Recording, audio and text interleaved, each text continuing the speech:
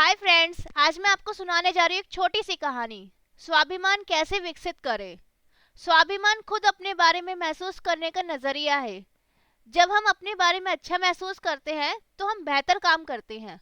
घर और दफ्तर में हमारे रिश्ते बेहतर हो जाते हैं। दुनिया हमें ज्यादा अच्छी लगने लगती है। इसकी वजह क्या हो सकती है? वजह यह है कि हमारी भावनाओं और मेवाड़ में सीधा रिश्ता होता है। क्योंकि हम किसी चीज या बात के बारे में जैसा महसूस करेंगे वैसा ही उसके प्रति व्यवहार करेंगे। स्वाभिमान शब्द आत्मगौरव और आत्मसम्मान के लिए प्रयुक्त होता है। ये एक ऐसा शब्द है जो हमें जागृत करता है, प्रेरित करता है और हमें कर्तव्य के प्रति आगे बढ़ने के लिए ललकारता है। स्वाभिमान हमारे अपने विश्वास को जागृत करता है। हमें जीवन मूल्यों के प्रति, अपने देश के प्रति, अपनी संस्कृति, अपने समाज और अपने कुल के प्रति स्वाभिमानी बनने का प्रेरणा देता है। मानव तीन ऋणों को लेकर जन्मता है।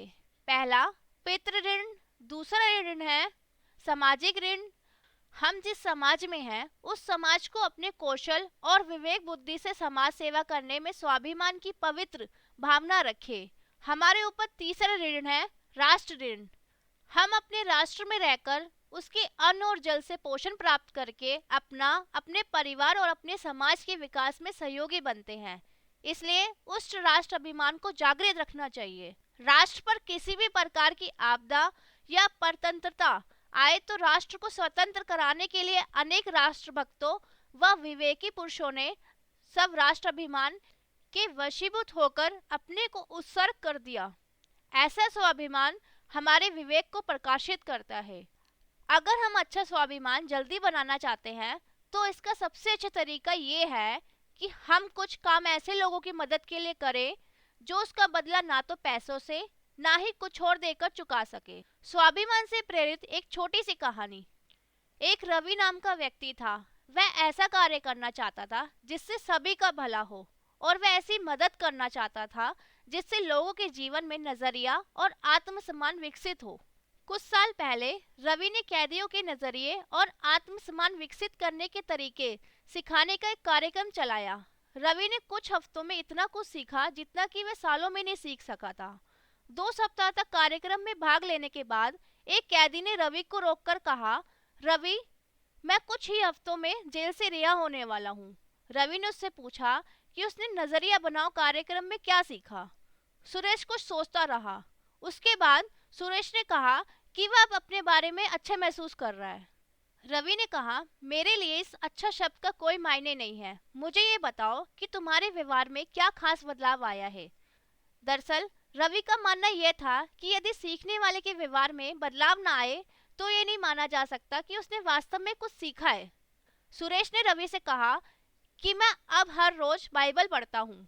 तब रवि ने उससे पूछा कि बाइबल पढ़ने का उस पर क्या असर पड़ रहा है। सुरेश ने कहा, अब वह खुद को खुद अपने साथ और दूसरों के साथ बेहतर महसूस करता है। ऐसा उसने कभी महसूस नहीं किया था।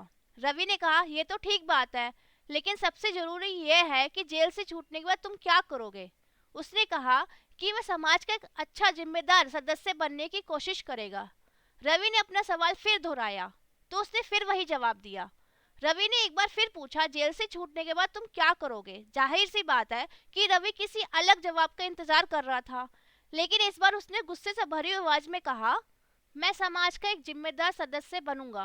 तब रवि ने उसे बताया कि उसके पहले के जवाब और इस बार के जवाब में एक शब्द का अंतर था। पहले उसने कहा था मैं बनने की कोशिश करूंगा, पर इस बार उसने कहा मैं बनूंगा। इन दोनों जवाबों में कोशिश शब्द का फर्क था। हम कोई काम करते हैं या नहीं करते हैं, वह कोशिश शब्द उसके जेल वापसी के लिए दरवाजों को खुला रखता।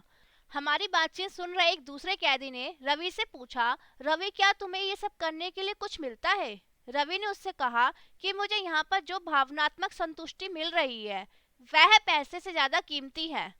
तब उसने पूछा, तुम यहाँ क्यों आते हो। रवि ने कहा, मैं अपने स्वार्थ की वजह से आता हूँ।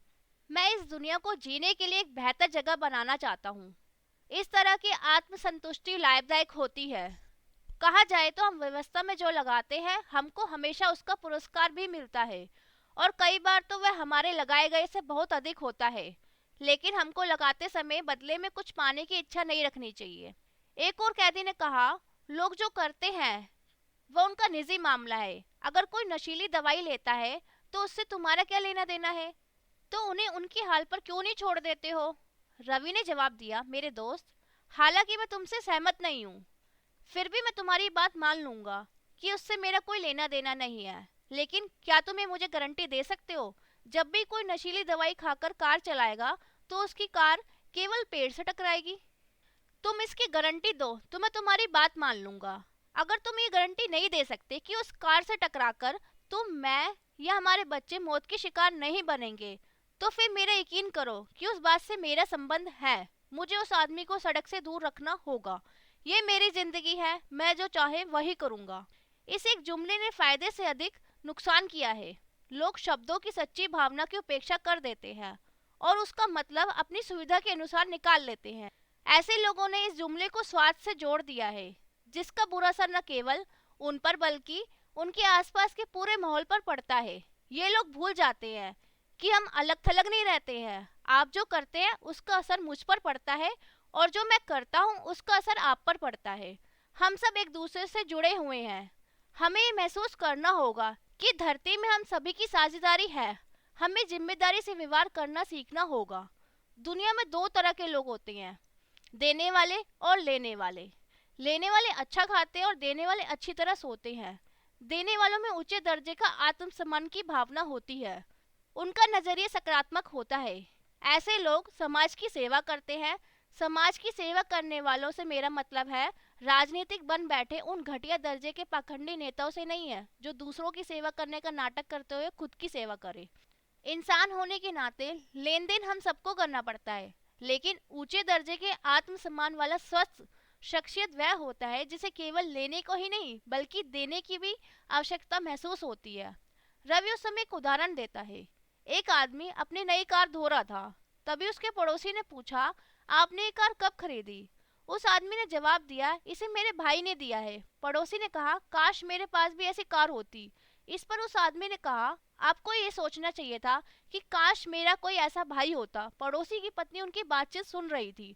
उसने बीच में टोककर कहा, मैं सोचती हूँ काश वह भाई मैं होती। ये सोचने का कितना सकारात्मक नजरिया है। इसलिए हमें अभिमानी ना बनकर स्वाभिमानी बनना चाहिए। अपना स्वाभिमान और विकसित करें और लेने वाला नहीं देने वाला बनने की कोशिश करें। ऐसा कार्य करें जिससे लोगों का नजरिया सकारात्मक बने। तो दोस्तों, अगर ये कहानी आपको पसंद आई है तो लाइक कीजिए, सब्सक्राइब कीजिए, शेयर कीजिए और कमेंट करना ना भूलिए। धन्यवाद।